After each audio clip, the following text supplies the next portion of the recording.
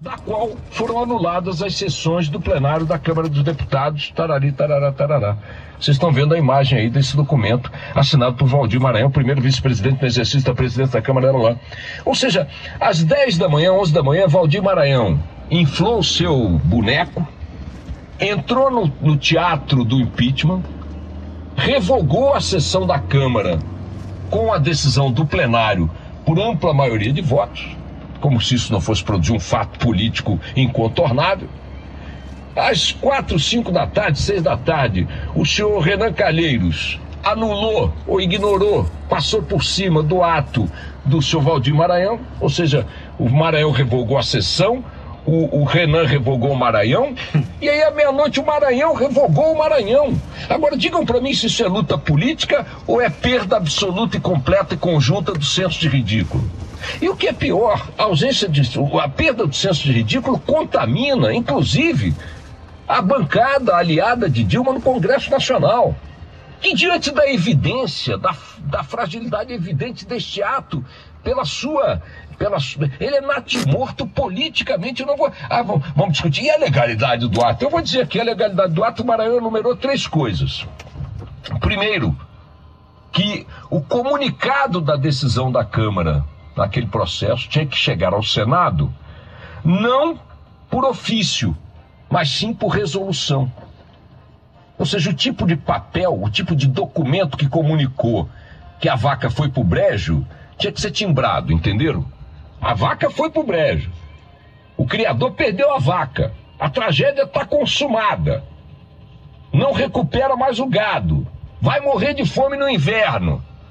Mas o aviso disso tudo ao vizinho tinha que ser com carimbo e com a data X. Então isso é palhaçada. A segunda argumento usado pelo Maranhão: faltou amplo direito de defesa a Dilma.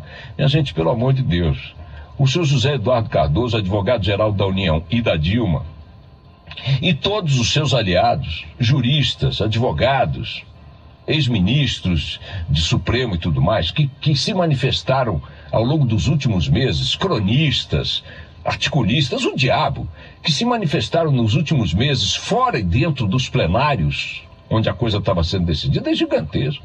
Eu quero perguntar ao senhor José Eduardo Cardoso que argumento faltou ele enumerar em todas as sessões às quais foi convocado ou convidado para expressar a defesa da presidente Dilma.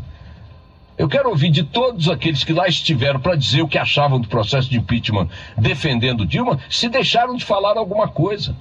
E mais, se voltassem a repetir tudo que falaram, o que alteraria no andamento do processo hoje, realisticamente? Então, faltou amplo direito de defesa, é outro argumento tão ridículo quanto o primeiro.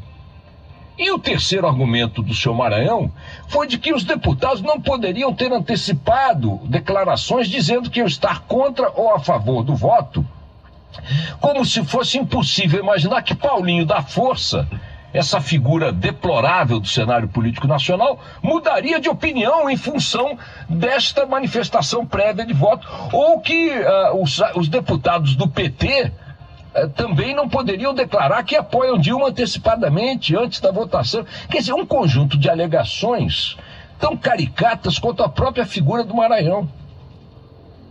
E aí produziu um trauma, a imprensa, que é isso?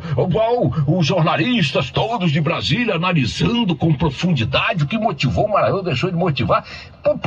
Isso aí é o resíduo, é o pó, nitrato de pó de cocô do cavalo, do bandido, da história. Quer saber o que motivou o Maranhão? Mas tem uma trama do Planalto. Olha, se o arsenal do Planalto e dos aliados de Dilma, para tentar, num último movimento, inverter, como queiram, o curso destes acontecimentos, se esse arsenal tem essa qualidade aí do Maranhão, ou dessas manifestações que hoje estão parando o Brasil inteiro, que é outro tiro no pé, é uma palhaçada. Isso aí demonstra força política? Uma trama que possa levar um boneco inflável desse a fazer essa palhaçada de ontem, tem alguma consequência? Isso unifica o discurso de resistência? Isso faz hastear alguma bandeira sustentável de resistência? Isso dá sobrevida a Dilma? Politicamente falando? Isso dá ossatura ao PT e aos seus aliados para enfrentarem essa derrota com alguma possibilidade de sobrevida? Isso que nós estamos vendo em São Paulo, no Distrito Federal, no Rio de Janeiro, na Bahia, na Paraíba, no Rio Grande do Sul, no Ceará, no Paraná e Minas Gerais, que não tem. Paraná e Minas Gerais, por enquanto, não tem. Mas esses protestos que nós estamos vendo de 50, 40 pessoas aí bloqueando estradas pelo Brasil inteiro hoje de manhã, assemelham-se ao ato do Maranhão ontem pela inutilidade, pela caricatura de uma resistência que não existe, que é o jogo de 5-0 no segundo tempo, fingindo, está cumprindo tabela. Está cumprindo tabela isso aí. Ah, mas o que nós vamos fazer? Resistam com o mínimo de senso de ridículo.